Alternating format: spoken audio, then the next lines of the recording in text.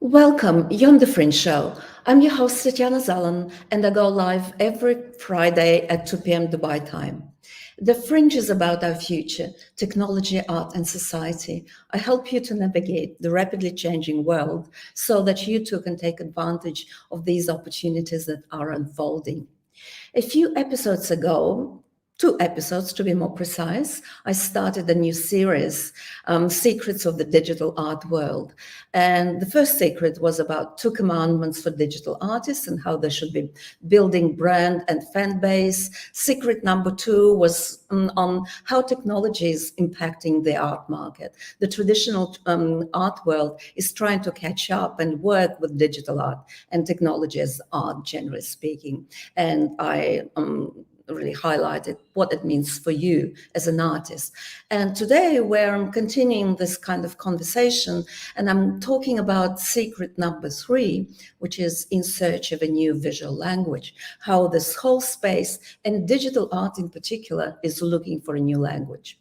The usual disclaimer, the views are my own. They do not represent the views of the organizations or other employees I'm associated with. The Fringe Show is for educational purposes only. And it would be really hard to talk about art without showing you some art. And let's start with that.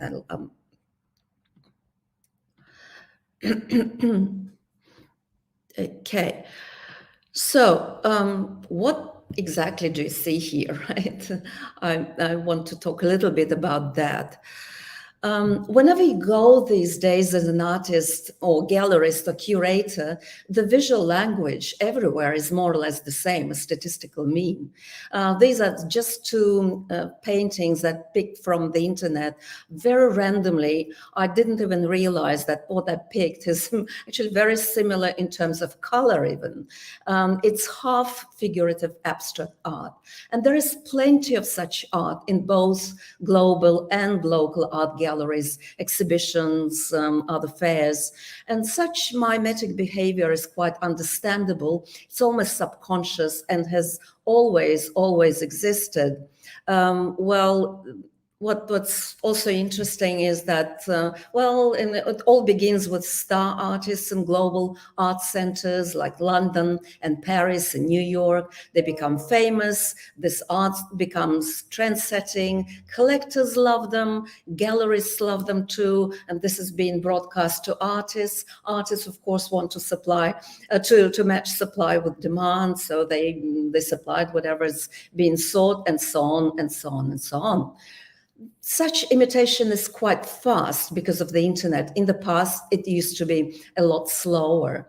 But the visual language, as you can see of these artworks, is so much alike. Again, to repeat, it's kind of half figurative abstract art. It seems to be in at the moment, but it's repetitive and not very memorable. And don't get me wrong, this art sells, and there are collectors for such art as well. But as an artist, as a professional career artist, I think it's important to have a balance between understanding what actually the general trends are, but also how you search for your own language. Herbert Simon, one of the fathers of decision-making, cybernetics, once remarked that abundance of information creates positive attention. And this is what we see today in today's world. We're bombarded with huge amounts of information, not characteristic of previous generations. And the only artwork that stands out are the ones that have some emotions and meaning attached to it. For example, it can be a strong story and narrative, and this is precisely why image and a person's brand, artist's brand, are so important. And I talked about that in particular in secret number one, how you need to buy your own brand, but also your fan base. And you decide whether you want to be an artist with nice pictures or an artist with a brand.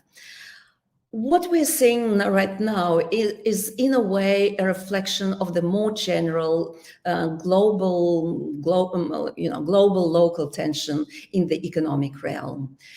This lookalike art can be found anywhere in the world. You go to Tbilisi, you go to London, you go to some local galleries, but the most sought after art globally ultimately incorporates the visual language that is embedded in the local context. Generally, we do see this search for a new language, and that's particularly true for digital art. This search is a manifestation of the issues raised by the so-called post-internet art. So what do we mean by post-internet art? Let me just get back to you. Well, what is post-internet art? In 2010, someone called Archie Verkant, he is an artist and he was at the time adjunct professor of New York University. He published a very well-known article that resonated with a lot of artists, the image object post-internet. And he responded to this term post-internet. He didn't coin the term, but he was just writing about what exactly it means, post-internet, and what's its relationship to artistic practices. Put simply, post-internet art is simply the influx of the internet and its associated technologies into the production of traditional media. And this media can be, say, oil paintings, or it can be gallery-based sculpture. And it highlights the impact of imaging software such as Photoshop. Now, of course, we have more than that, more advanced technologies like Mid-Journey, Stable Diffusion, AI-generated arts, basically. And so the impact of those technologies on artistic production, that was the focus of his work. And Viacant defined the term post-internet as a contemporary moment in the arts that uses attention as a form of currency. Remember, we are bombarded with information, so attention does become a currency. And we see it in the art world, we see it generally in the internet and social media world. And so we are looking at here two kind of tendencies, two historical artistic modes, which are most commonly associated with post-internet art. One is new media art, and the other one is conceptualism. New media art, typically focused on the novelty of new technologies, is not engaged into any explorations of ideas, of concepts. Conceptualism, on the other hand, prioritizes ideas over physical material. So post-internet art functions in this space, in this very kind of fluid, dynamic space between new media, conceptualism, online and offline. And maybe just let me illustrate that with, again, with art from Art Viacant himself. That's a bit of his work.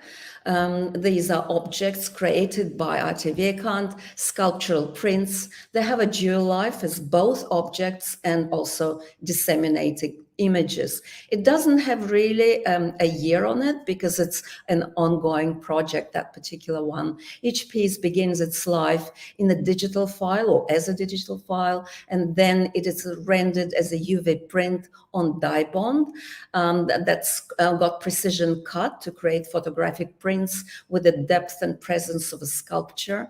And then he creates objects or projects that have a dual life between an immaterial form, but also a material object. And that's deliberately suggesting that all forms are in some shape or form are hybrid, in between digital and physical, in between conceptualism and new technologies.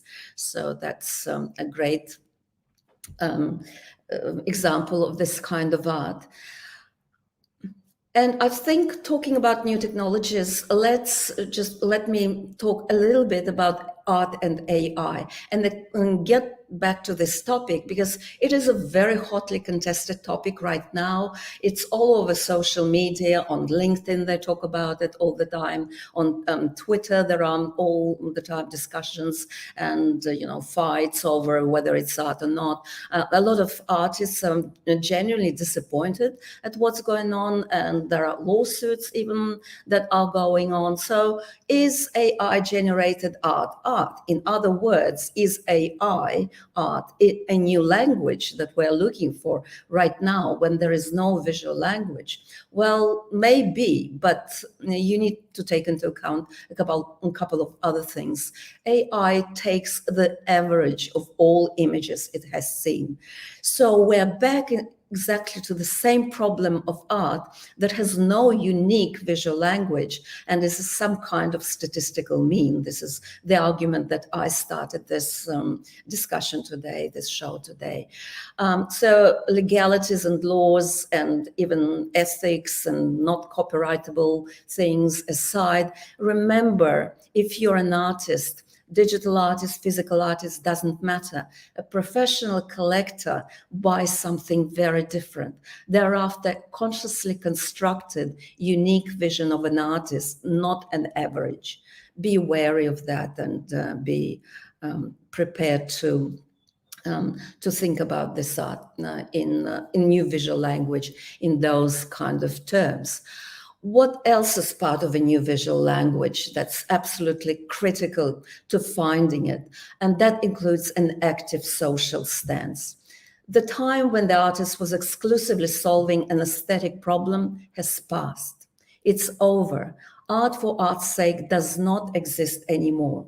So social stance is now being kind of very big part of a career of an artist. If you're a career artist and not just a hobbyist, art today cannot exist outside of socio-political processes. We live in a time where the old system is dead or dying and the new one has not emerged yet. We're searching for a new, more equitable, socially just paradigm, away from the one where 1% of people on this planet Earth, the so-called elites, I call them deletes, control the overwhelming majority of wealth. Culture and creative professionals are very much part of the search process. And the best art is always an exploration. And right now it's the best time to explore the design and the makeup of this new social and political paradigm, new social system. To give an example of an artist who has done it really, really well, and this would be the familiar Guernica, right? And Picasso's Guernica. This painting is a requiem to the people of Spain who decided to build a republic, a requiem for a revolution.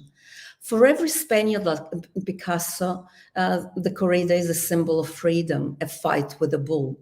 Guernica's bull is something even more than that. It's the biblical behemoth, a symbol of fascism. Picasso shows a corrida that has been lost, and the bull, the symbol of the big empire, has prevailed over the idea of the republic. The bullfight is an idea which is coming from antiquity, and you can also interpret the meaning behind this painting as a fight between the light and culture and the chthonic forces, the underworld. And by the way, Picasso very publicly declared his anti-fascist stand back in 1937. So I want to wrap up this show